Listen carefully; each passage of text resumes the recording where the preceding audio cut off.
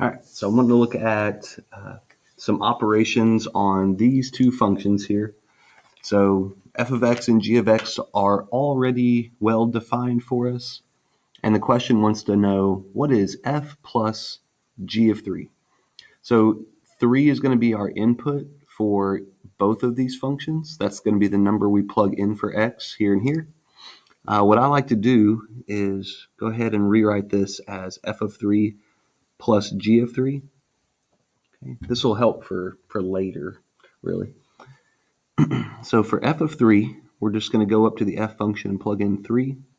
So it's going to be 7 times 3, that's 21. 21 plus 3, we get 24. Okay, plus, and then g of 3, it's going to be 4 times 3 is 12. And then 12 minus 2 is 10. There we go. Add those numbers up, and we get 34. Bam. Cool. So that was example 1, I guess. All right, we'll do another one like that. Let's find f times g of 2. Okay, so the operation here doesn't have to be addition. It could be anything. It could be subtraction or division. It's up to you. So this becomes f of 2 multiplied by g of 2. You just find the answers to each one and then multiply those answers. All right, so for f of 2, we're going to get 7 times 2 is 14, and then 14 plus 3, that's 17, multiplied by g of 2. We would plug in 2 for x, so 4 times 2 is 8, and then 8 minus 2 is going to be 6.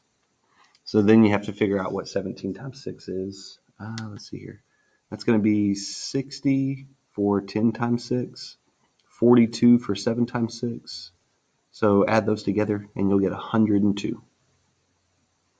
Cool. Okay. Now on those two examples, we were plugging in numbers for x. So you could also just do it in general. The problem could be find f plus g of x. Okay. If you rewrite this using this notation, it just becomes f of x plus g of x. Now, what you can do here to add these two functions, this is a thing where you're just asked to take these two functions, f of x and g of x, and add them together. Okay, so you might want to do that in your head, but I'll go ahead and write it out in all its glory.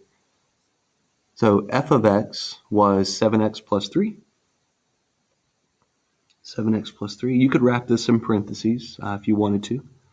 Plus g of x is 4x minus 2. And then you can combine your like terms. It gives you 11x, 7x plus 4x. And then the 3 and the negative 2 will become 1 whole. Okay, that's the answer that you get. Now, something I want to go ahead and point out while I'm here is that we could use this function. All right, this is the f plus g function. We could have used this to figure out the answer to number 1 up here. So if I plug in 3 for x, I'll notice what I get. 11 times 3 is 33, and then 33 plus 1 is 34. Okay, so if you want to, you could find the general answer doing this, and then you could plug in different numbers to evaluate the function. Okay. Let's see here. We could do subtraction. Let's go ahead and do one with subtraction. Let's do f minus g of x, which of course becomes f of x minus g of x. Okay. Now, whenever you're doing this one, it is important that you add some parentheses. Not so much on the first one. The f of x is, just 7x plus 3. 7x plus 3. You can put the parentheses if you want to, or you can live without them. But here, when you're minusing this g of x, you need to subtract off the entire 4x minus 2. So if I leave it like this, I'm only subtracting off the 4x. I need to subtract the entire thing. So it's important that you wrap it in parentheses. Okay. We're going to have to distribute this negative. So we get 7x plus 3 minus 4x plus 2, which will become 3x, 7x minus 4x, and a 5. So we get 3x plus 5. Bam. All right. And then the last one I'm going to look at is f times g of x. Of course, this is f of x times g of x. All right. F of x was the 7x plus 3 part. 7x plus 3. And I do need to wrap this in parentheses, okay? Times g of x is 4x minus 2. Okay, because I want to do all of this multiplied by all of this, we're going to have to do the double distributive property, okay? Or the FOIL method, just whatever you want to call it. So we'll do 7x times both of these. So 7x times 4x, that's going to be 28x squared. 7x times negative 2 will be negative 14x. 3 times 4x will be 12x. And then 3 times negative 2 will be negative 6. And then you've got some terms here in the middle that you can combine.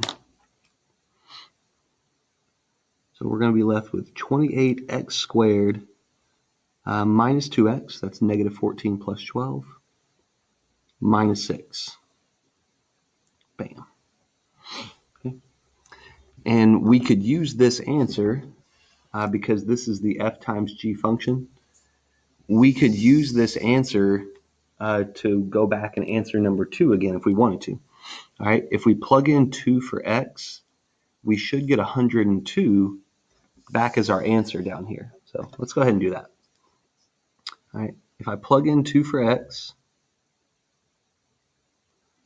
and work this out, I should get 102. Let's see here. You have to do the exponent first. So 2 squared is going to be 4. So I need to do 28 times 4. Minus 4 minus 6, which is minus 10. 28 times 4 is 112. Subtract 10 and you get 102. Yep, that's what we expected. All right, so that's operations on functions.